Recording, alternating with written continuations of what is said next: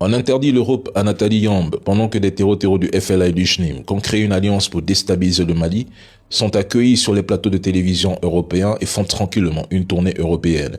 Si oui, avec quelle nationalité? Avec quel passeport? Obtiennent-ils des visas pour entrer en Europe et intervenir dans les médias? Ou se déplacent-ils en jet privé pour rejoindre l'Europe et y effectuer une tournée médiatique? Par quel aéroport arrivent-ils et repartent-ils ensuite pour rejoindre, par la route, leur position proche du Mali? S'ils bénéficient d'un statut de réfugié politique alors qu'ils coopèrent activement avec le CHNIM, reconnue organisation terreau, rien n'empêche la France d'accorder le même statut à plusieurs chefs du CHNIM qui semblent désormais découvrir une nouvelle vocation politique au Sahel. Ils sont blanchis par les médias français.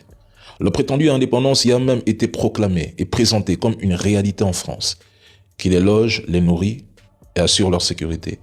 Qu'est-ce qu'ils faisaient en France à ce moment précis? Pourquoi est-ce ce porte-parole qui a été chargé de démentir tout lien entre la libération de 82 soldats maliens et celle d'un agent de la DGSE?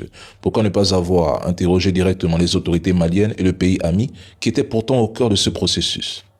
J'ai regardé attentivement ce cirque. Il ne répond à aucune question. Il nie simplement l'histoire de 82 otages, se contredit sur certains points, puis l'émission s'arrête. Tout était structuré, dans les questions comme dans les réponses. On avait même presque l'impression d'assister à un scénario écrit à l'avance. Mais bon, nous avons tous notre réponse.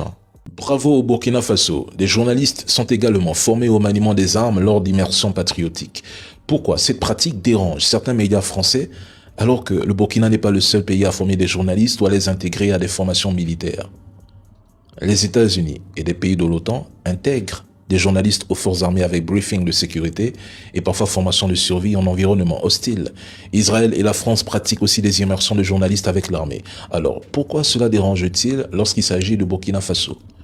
Le Burkina est en guerre. Les journalistes doivent aussi bien se protéger sur le terrain. Ils font connaître les bases et c'est avant tout une question de survie pour eux.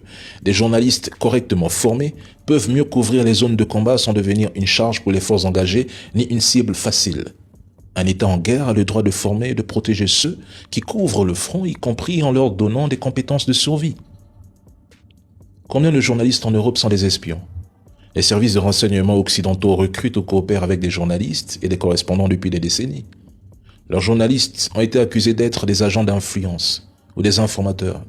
Alors pourquoi le Burkina ne devrait pas former leurs journalistes? Il faut laisser le Burkina évoluer. Force au Burkina Faso, force au peuple.